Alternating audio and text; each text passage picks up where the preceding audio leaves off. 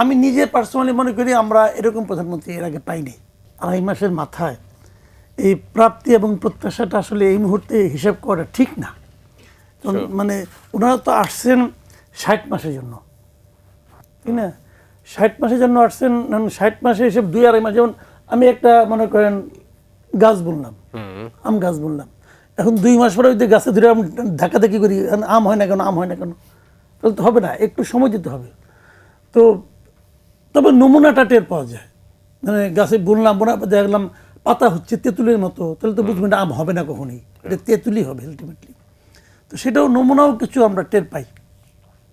তো আমি নিজে একদম শুরুর দিন থেকেই বলছি আমি যে আমরা প্রধানমন্ত্রীর যে চেহারা দেখছি, ওনার কথাবার্তা, ওনার চালচলন, ওনার মানে আপনার সব মিলিয়ে ওনার সৌজন্যতা বোধ সব মিলিয়ে যেরকম দেখেছি আমি নিজে পার্সোনালি মনে করি আমরা এরকম প্রধানমন্ত্রী এর আগে পাইনি।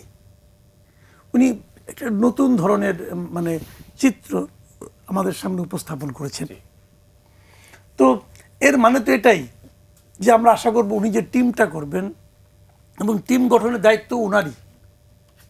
উনি তো আর আমাদেরকে বলবেন না যে মাসুদ কামাল আপনি আমার টিম বানাই দেন, তা তো বলবেন না, উনি টিম বানাবেন।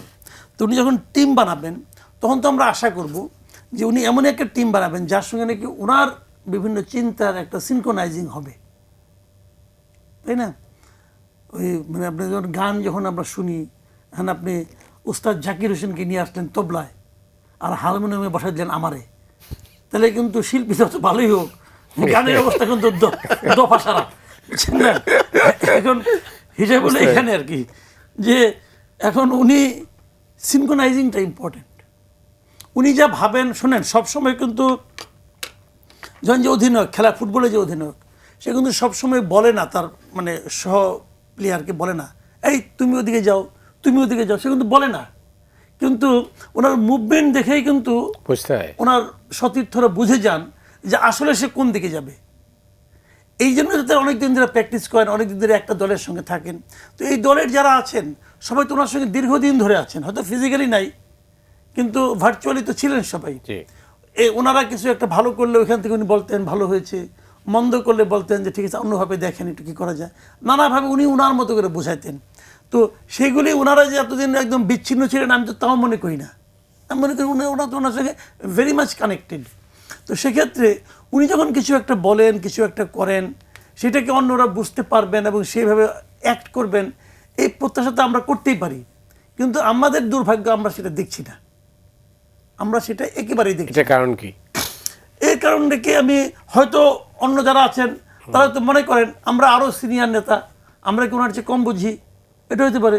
অথবা ওনারা হয়তো ওনার ভদ্রতার সুযোগ নিচ্ছেন, উনি কিছু বলেন না, হয়তো মুখে কিছু বলেন না, মনে করেন যে বলে তো না, সমস্যাটা কি, আমরা আমাদের মতো চালিয়ে যাই, তাই না? এগুলো কিন্তু হতে পারে, আমি নট শিওর। কারণ আমি মানে সত্যি কথা বলতে কি মানে একটা জিনিস তো বুঝতে হবে, কমন সেন্স তো থাকা উচিত। কমন সেন্সটা কিন্তু খুব জরুরি, বুঝছেন? কমন সেন্স হলো সবচেয়ে আনকমন একটা ব্যাপার। অনেকে কিন্তু বলেন যে দেখেন আমি মানে ওনার যে সচিবালয়ে যে ভবনে উনি বসেন, সেই ভবনের এসির একটা টেম্পারেচার উনি ফিক্স করেছেন যে এর চেয়ে কম এসি হবে না, উনি এটা বলে দিয়েছেন। এখন মানুষজন বুঝেই পারে না যে এই ভদ্রলোক কেন এরকম একটা শার্ট পরে যায়, যে কারণে স্যুট পরেন না, যে কারণে স্যুট পরে, যেহেতু ওনার টেম্পারেচার উনি বেশি লো করতে দেন না, অতএব উনি স্যুট পরেন না। অথবা যদি উল্টা করে বলি, যদি মানে স্যুট পরলে পরে টেম্পারেচারটা লো করতে হবে, অবশ্যই এই জন্য উনি মানে স্যুটই পরেন না, বিদ্যুৎ সাশ্রয়ের জন্য। এটা তো এইটুকু যদি বোঝার জ্ঞান না থাকে আপনার। আর আমি অনেক মন্ত্রীকে তো দেখি যে মানে শপথ দেওয়ার সময় যে স্যুট পরেছিলেন, স্যুট তো আর খুলে না, তাইও খুলে না।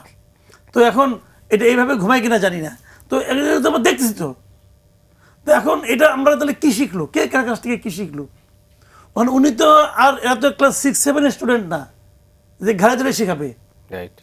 উনি তো একটা উনি নিজের জীবনে একটা ঘটনা ঘটাইয়া উনি আশা করেন যে অন্যরাও এটা করবেন।